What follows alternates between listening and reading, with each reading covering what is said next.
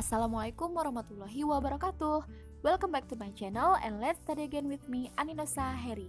Kali ini kita akan coba membacakan buku panduan yang dikeluarkan oleh Kementerian Agama Republik Indonesia sebagai suplemen untuk kita, yaitu tentang tanya jawab moderasi beragama.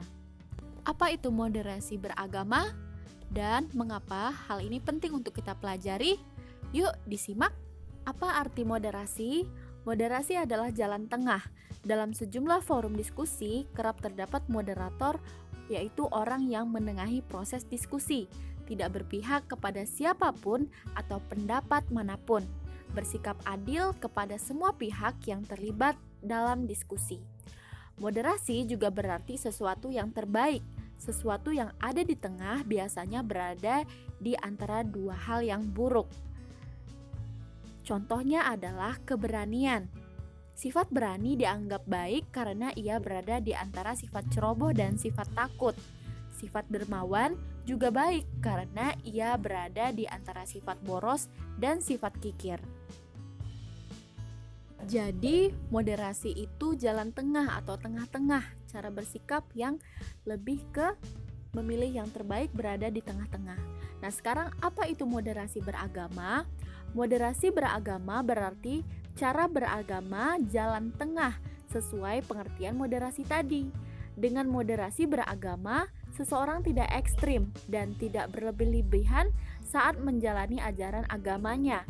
Orang yang mempraktekannya disebut moderat. Tapi, benarkah bersifat ekstrim itu buruk? Benar, jangankan ekstrim atau berlebihan terhadap sesuatu yang jelas-jelas buruk seperti kesombongan. Bahkan terhadap sesuatu yang dianggap baik pun, jika itu dilakukan berlebih-lebihan, implikasinya bisa menjadi buruk. Lihatlah sifat dermawan. Sifat ini sudah pasti baik karena ia berada di antara sifat boros dan sifat kikir. Tapi, jika seseorang melakukan kedermawanannya secara berlebih-lebihan, ia bisa terjatuh dalam keborosan. Kalau sudah begitu, bahkan kebaikan pun bisa menjadi buruk. Jadi, kunci moderasi adalah tidak berlebih-lebihan, apalagi dalam masalah beragama. Kunci ini penting dipahami supaya setiap orang bisa mempraktikannya dalam kehidupan sehari-hari. Selanjutnya, bisa disebutkan contoh beragama yang berlebihan.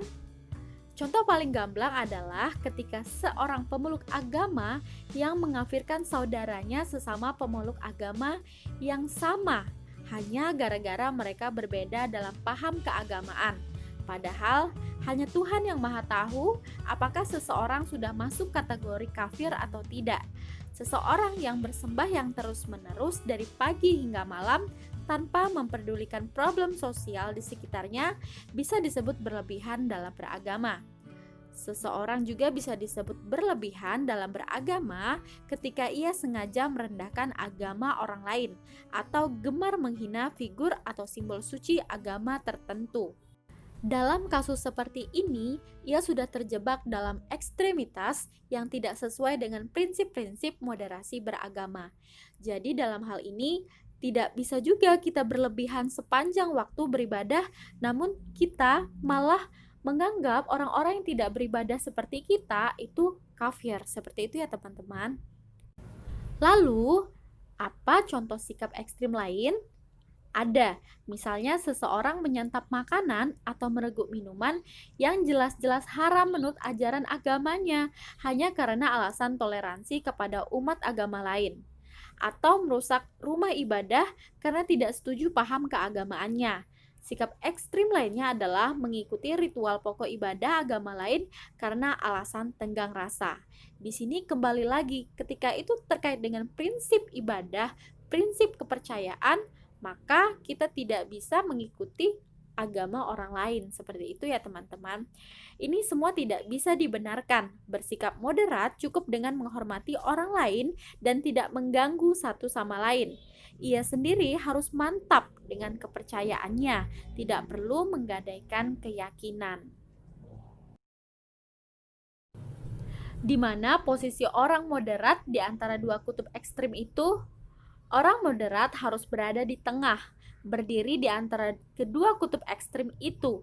Ia tidak berlebihan dalam beragama, tapi juga tidak berlebihan menyepelekan agama. Dia tidak ekstrim mengagungkan teks-teks keagamaan tanpa menghiraukan akal atau nalar, juga tidak berlebihan mendewakan akal sehingga mengabaikan teks. Pendek kata, moderasi beragama bertujuan untuk menengahi serta mengajak kedua kutub ekstrim dalam beragama untuk bergerak ke tengah, kembali pada esensi ajaran agama, yaitu memanusiakan manusia. Apa prinsip beragama yang moderat? Prinsipnya ada dua, yaitu adil dan berimbang. Bersikap adil berarti menempatkan segala sesuatu pada tempatnya, seraya melaksanakannya secara baik dan secepat mungkin. Sedangkan sikap berimbang berarti selalu berada di tengah antara dua kutub. Dalam hal ibadah, misalnya, seorang moderat yakin bahwa beragama adalah melakukan pengabdian kepada Tuhan dalam bentuk menjalankan ajarannya yang berorientasi pada upaya untuk memuliakan manusia. Sementara orang yang ekstrim sering terjebak dalam praktek beragama atas nama Tuhan hanya untuk membela keagungannya saja, seraya menyampingkan aspek kemanusiaan. Orang yang beragama dengan cara ini rela membunuh sesama manusia atas nama Tuhan, padahal menjaga kemanusiaan itu sendiri adalah bagian dari inti ajaran agama. Jadi di sini habdu minallah, habdu minanas ya teman-teman. Di sini yang saya garis bawahi adalah melakukan pengabdian kepada Tuhan dalam bentuk menjalankan ajarannya yang berorientasi pada upaya untuk memuliakan manusia.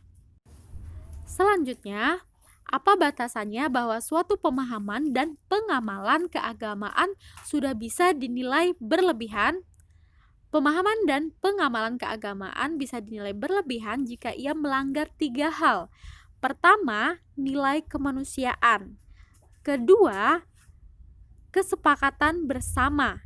Dan ketiga, ketertiban umum. Prinsip ini juga untuk menegaskan bahwa moderasi beragama berarti menyeimbangkan kebaikan yang berhubungan dengan Tuhan dengan kemaslahatan yang bersifat sosial kemasyarakatan. Sekarang kita bahas satu persatu ya mengenai batasan-batasan ini. Yang pertama kita bahas yaitu apa contoh melanggar batasan kemanusiaan. Jika seseorang atas nama ajaran agama misalnya melakukan perbuatan yang merendahkan harkat, derajat, dan martabat kemanusiaan atau bahkan menghilangkan eksistensi kemanusiaan itu sendiri, itu sudah bisa disebut melanggar nilai kemanusiaan. Tindakannya jelas berlebihan atau ekstrim. Contoh konkretnya, dengan dalih jihad agama, seseorang meledakkan bom di tengah pasar, lalu puluhan bahkan ratusan orang tak bersalah tewas seketika. Ini jelas adalah tindakan ekstrim. Apalagi kalau tindakan ini dilakukan di tempat ibadah yang agamanya berbeda dengan si pelaku. Itu jelas sudah termasuk tindakan yang ekstrim dan melanggar batasan kemanusiaan. Lalu kita lihat contoh yang lebih gamblang lagi mengenai kemanusiaan ini ya teman-teman, yaitu ketika seseorang sedang beribadah lalu ada orang lain di dekatnya yang hampir mati akibat terjatuh ke dalam sumur, maka dia wajib membatalkan ibadahnya untuk membantu saudaranya yang terjatuh ke dalam sumur itu. Ibadah kepada Tuhannya bisa ia lakukan setelah menolong saudaranya itu. Contoh lain, seseorang dokter harus bergegas menunaikan kewajiban beribadah. Namun, di saat yang sama, ada pasien dalam kondisi darurat harus segera ditangani dan tidak dapat ditangguhkan. Dalam kondisi seperti ini, sang dokter harus segera menyelamatkan pasiennya dan menunda ibadahnya untuk kemudian melaksanakan kewajiban agamanya setelah menolong pasien tersebut. Nah, dari dua contoh ini, kita melihat nilai-nilai kemanusiaan. Seperti itu ya teman-teman. Dan bahkan watak kemanusiaan ini pula yang membawa seseorang yang beragama untuk dapat menghargai alam dan nyawa makhluk semesta lainnya, hewan sekalipun. Contoh dalam Islam, seseorang yang hendak melaksanakan sholat harus bersuci dan berwudu terlebih dahulu dengan air. Andai suatu ketika ia hendak berwudu dengan air terbatas, lalu tiba-tiba di sampingnya ada anjing merayap kehausan membutuhkan air untuk minum, mana yang harus ia dahulukan? Orang ini harus menolong anjing itu lalu mencari alternatif lain untuk bersuci, misalnya bertayamum atau bersuci dengan debu. Itulah semangat keseimbangan yang ditekankan dalam moderasi beragama. Jadi, agama harus diamalkan untuk menebarkan rahmat dan kasih sayang bagi alam dengan segala isinya. Di sini ada pernyataan dari Kiai Haji Maimun Zubair, "Jika engkau melihat seekor semut terpeleset dan jatuh di air, maka angkat dan tolonglah. Barangkali itu menjadi penyebab ampunan bagimu di akhirat." Masya Allah. Selanjutnya kita bahas batasan yang kedua dari 3 batasan yang tadi saya sebutkan. Apa contoh melanggar batasan kesepakatan bersama? Contohnya jika seseorang atas nama ajaran agama melanggar butir-butir Pancasila, Undang-Undang Dasar 1945 dan Negara Kesatuan Republik Indonesia yang telah menjadi kesepakatan bersama bangsa Indonesia dalam berbangsa dan bernegara. Itu sudah bisa dinilai ekstrim dan melanggar. Dalam hal kehidupan bermasyarakat, niscaya juga banyak peraturan yang telah disepakati bersama oleh seluruh warga di lingkungan tempat tinggal. Jika seorang warga atas nama agama yang dianutnya melanggar kesepakatan bersama yang telah ia setujui tersebut, maka ia pun dapat dianggap berlebih-lebihan. Sekarang, apa contoh melanggar batasan ketertiban umum? Yaitu batasan yang ketiga ya teman-teman. Contohnya jika seseorang atas nama ajaran agama melanggar ketertiban umum, itu sudah bisa dinilai beragama secara berlebihan. Misalnya, jika seseorang memaksakan diri beribadah di tengah keramaian lalu lintas yang menyebabkan kemacetan, bahkan rawan menimbulkan kecelakaan, maka ia sudah melanggar batas ketertiban umum. Lagian mau ngapain juga ya teman-teman, sholat di tengah jalan yang mana jalan itu lagi ramai-ramainya kendaraan berlalu lalang. Sekarang bagaimana orang moderat memahami kemanusiaan? Kemanusiaan adalah salah satu esensi agama. Kemanusiaan diyakini sebagai fitrah agama yang tidak mungkin diabaikan. Agama mengajarkan bahwa menjunjung tinggi kemanusiaan adalah inti pokok agama. Tuhan diyakini menurunkan agama dari langit ke bumi, ini justru untuk melindungi kemanusiaan. Pendek kata, inti pokok ajaran agama adalah untuk menjaga kemanusiaan, bukan untuk menghancurkan kemanusiaan itu sendiri. Jadi, kalau ada paham ekstrim atas nama agama yang berakibat menghancurkan kemanusiaan, misalnya mengakibatkan terbunuhnya orang tak bersalah, paham itu jelas bertentangan dengan fitrah agama dan tentu saja tidak bisa dibenarkan. Orang moderat akan memperlakukan mereka yang berbeda agama sebagai saudara sesama manusia dan akan menjadikan orang yang seagama sebagai saudara seiman. Orang moderat akan sangat mempertimbangkan kepentingan kemanusiaan di samping kepentingan keagamaan yang sifatnya subjektif. Bahkan dalam situasi tertentu, kepentingan kemanusiaan mendahului subjektivitas keagamaannya. Sekarang kita lihat, samakah moderasi beragama dengan moderasi agama? Tidak sama. Agama tidak perlu dimoderasi karena agama itu sendiri telah mengajarkan prinsip moderasi, keadilan, dan keseimbangan. Jadi, bukan agama yang harus dimoderasi, melainkan cara penganut agama dalam menjalankan agamanya itulah yang harus dimoderasi. Tidak ada agama yang mengajarkan ekstremitas, tapi tidak sedikit orang yang menjalankan ajaran agama berubah menjadi ekstrem. Jadi kesimpulannya tidak sama ya teman-teman antara moderasi beragama dan moderasi agama. Agama tidak perlu dimoderasi karena agama sendiri telah mengajarkan prinsip moderasi.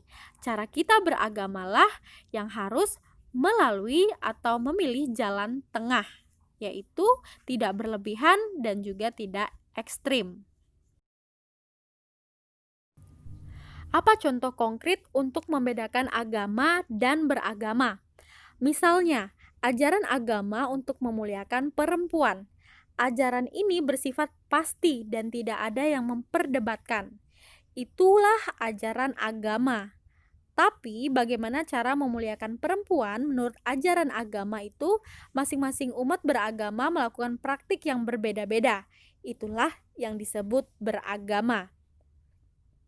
Contoh yang mudah terlihat misalnya ada paham dan amalan agama yang ekstrim membatasi aktivitas sosial perempuan, seperti larangan keluar rumah bagi perempuan meski untuk menuntut ilmu. Namun, ada juga paham dan amalan agama yang memberi ruang kebebasan ekstrim bagi perempuan untuk beraktivitas sosial sehingga menyepelekan tanggung jawab mengurus keluarga.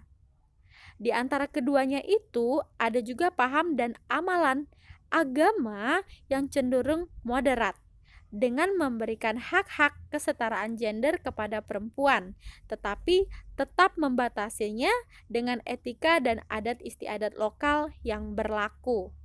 Di sini kita lihat kalau agama itu memuliakan perempuan, kemudian terkait beragama itu ada paham yang berbeda-beda. Di sini perempuan memiliki hak atas kesetaraan gender, namun tetap perempuan terbatasi dengan etika dan adat istiadat yang melihat perempuan itu cara memuliakannya berbeda-beda.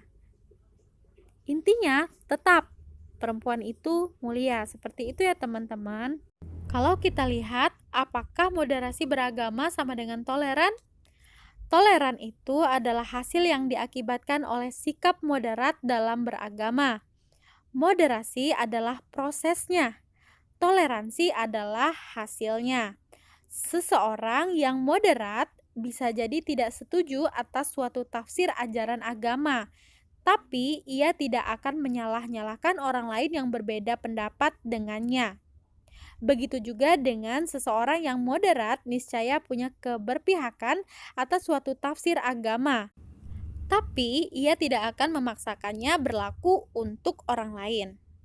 Sekarang coba kita lihat gambar di samping tulisan ini, yaitu terdapat dua orang di mana salah satu adalah seorang muslim yang sedang berwudu yang dibantu oleh seorang Buddha yang mengalirkan airnya untuk berwudu kepada bapak yang muslim ini. Nah, dalam hal ini adalah sikap saling bertoleransi. Bapak biksu ini atau bapak yang beragama Buddha ini bukan berarti dia akan menjalankan ibadah yang akan dilaksanakan oleh bapak yang muslim ini.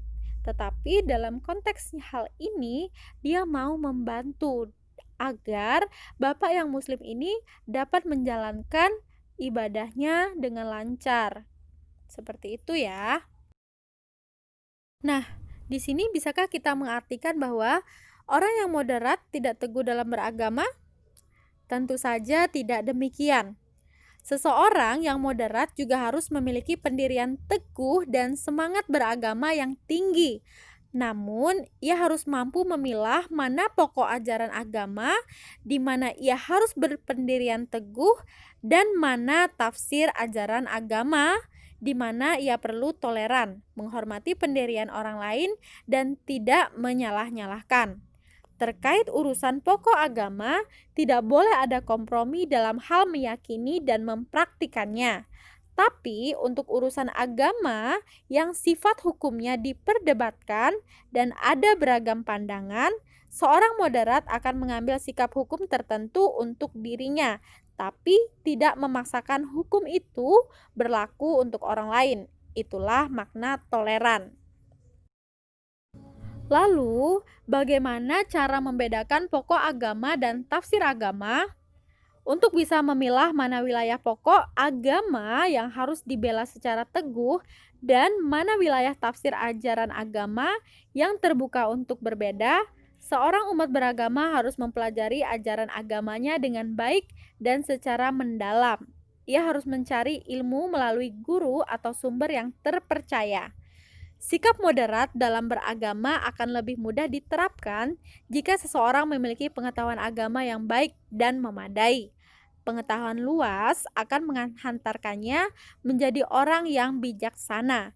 Berpengetahuan itu penting karena untuk dapat berdiri di tengah seseorang yang moderat perlu tahu tafsir agama yang ada di ujung ekstrem kiri dan ujung ekstrem kanan. Sikap hanya melihat kebenaran satu tafsir agama dan buta terhadap kebenaran tafsir lainnya dapat menjerumuskan seseorang pada sikap ekstrim dan cenderung mengklaim kebenaran menurut versi dirinya sendiri saja. Pendek kata, untuk moderat, seseorang perlu berilmu. Lalu, apalagi syarat moderat selain berilmu?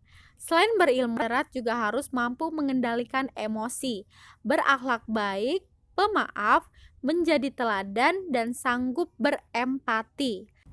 Dalam menyingkapi masalah keagamaan, ia harus mampu mendahulukan rasa daripada emosi dan harus mengedepankan akal ketimbang otot. Moderasi beragama harus dibarengi dengan sikap berbudi. Dengan begitu, maka seorang yang moderat dalam beragama akan senantiasa berhati-hati dalam bertindak, tidak gegabah, melirik ke kiri dan ke kanan, dan selalu mempertimbangkan baik buruknya setiap pilihan. Konsisten berada di tengah bukan berarti diam saja, melainkan dinamis bergerak merespon situasi dengan cermat. Alhasil, moderasi beragama dapat diwujudkan jika seseorang telah memenuhi syarat berilmu, berbudi, pemaaf, bijaksana, dan berhati-hati. Nah, sekarang mengapa moderasi beragama itu diperlukan?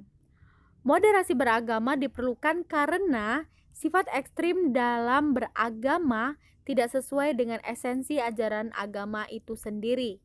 Perilaku ekstrim atas nama agama juga sering mengakibatkan lahirnya konflik, rasa benci, intoleransi, dan bahkan peperangan yang memusnahkan peradaban. Sikap-sikap seperti itulah yang perlu dimoderasi. Moderasi beragama adalah upaya mengembalikan pemahaman dan praktik beragama agar sesuai dengan esensinya, yakni untuk menjaga harkat martabat dan peradaban manusia, bukan sebaliknya. Agama tidak boleh digunakan untuk hal-hal yang justru merusak peradaban, sebab sejak diturunkan, agama pada hakikatnya ditujukan untuk membangun peradaban itu sendiri. Jadi ini manfaat dari moderasi beragama ya teman-teman. Nah, terkait dengan peradaban itu sendiri, apakah moderasi dikenal dalam sejarah umat manusia? Iya, moderasi sudah lama dikenal sebagai prinsip hidup dalam sejarah umat manusia. Dalam mitologi Yunani kuno, prinsip moderasi sudah dikenal dan dipahatkan pada inskripsi patung Apollo di Delphi dengan tulisan Medenagan, yang berarti tidak berlebihan. Prinsip moderasi saat itu sudah dipahami sebagai nilai untuk melakukan segala sesuatu secara proporsional, tidak berlebihan. Seorang yang moderat dalam hal makanan misalnya, akan menyantap segala jenis makanan tapi membatasi porsinya agar tidak menimbulkan penyakit. Moderasi juga dikenal dalam tradisi berbagai agama. Jika dalam Islam ada konsep wasatiyah, dalam tradisi Kristen ada konsep golden mean. Dalam tradisi agama Buddha ada majjhima patipada. Dalam tradisi agama Hindu ada madhyamika. Dalam Konghucu juga ada konsep zongyong. Begitulah dalam tradisi semua agama selalu ada ajaran jalan tengah. Semua istilah dalam setiap agama itu mengacu pada satu titik makna yang sama, yakni bahwa memilih jalan tengah di antara dua kutub ekstrim dan tidak berlebih-lebihan merupakan sikap beragama yang paling ideal. Bagaimana menempatkan moderasi beragama dalam konteks Indonesia? Moderasi beragama adalah bagian dari strategi bangsa ini dalam merawat Indonesia. Sebagai bangsa yang sangat beragam, sejak awal para pendiri bangsa sudah berhasil mewariskan satu bentuk kesepakatan dalam berbangsa dan bernegara, yakni Negara Kesatuan Republik Indonesia, yang telah nyata berhasil menyatukan semua kelompok agama, etnis, bahasa, dan budaya. Indonesia disepakati bukan negara agama, tapi juga tidak memisahkan agama dari kehidupan sehari-hari warganya. Nilai-nilai agama dijaga, dipadukan dengan nilai-nilai kearifan dan adat istiadat lokal. Beberapa hukum agama juga dilembagakan oleh negara. Ritual agama dan budaya berjalin berkelindan dengan rukun dan damai. Itulah sesungguhnya jati diri Indonesia, negeri yang sangat agamis dengan karakternya yang santun, toleran, dan mampu berdialog dengan keragaman. Moderasi beragama harus menjadi bagian dari strategi kebudayaan untuk merawat jati diri kita tersebut. Siapa yang harus mengawal moderasi beragama? Tegaknya moderasi beragama perlu dikawal bersama, baik oleh orang per orang maupun lembaga, baik masyarakat maupun negara. Kelompok beragama yang moderat harus lantang bersuara dan tidak lagi memilih menjadi mayoritas yang diam. Bahkan, keterlibatan perempuan juga akan sangat penting dalam upaya memperkuat moderasi beragama, mengingat kekerasan atas nama agama bisa saja dilakukan, baik oleh laki-laki maupun perempuan. Setiap komponen bangsa harus yakin bahwa Indonesia memiliki modal sosial untuk memperkuat moderasi beragama. Modal sosial itu berupa nilai-nilai budaya lokal, kekayaan keragaman adat istiadat, tradisi bermusyawarah, serta budaya gotong royong yang diwarisi masyarakat Indonesia secara turun-temurun. Modal sosial itu harus kita kawal demi menciptakan kehidupan yang harmoni dalam keragaman budaya, etnis, dan agama. Jika dipikul bersama, Indonesia dapat menjadi inspirasi dunia dalam mempraktikkan moderasi beragama. Selanjutnya, apa peran yang harus dijalankan oleh negara dalam rangka menciptakan masyarakat yang moderat dalam beragama? Negara perlu hadir memfasilitasi terciptanya ruang publik untuk menciptakan interaksi umat beragama. Jangan sampai negara malah melahirkan regulasi dengan sentimen agama tertentu yang diskriminatif dan diberlakukan secara umum di ruang publik. Kehadiran negara harus memfasilitasi, bukan mendiskriminasi. Gitu ya teman-teman. Semoga dengan kita baca bersama-sama barusan bisa memberikan manfaat kepada kita untuk bisa bermoderasi dalam beragama. Begitu ya. Don't forget to like, comment, and subscribe. Thank you.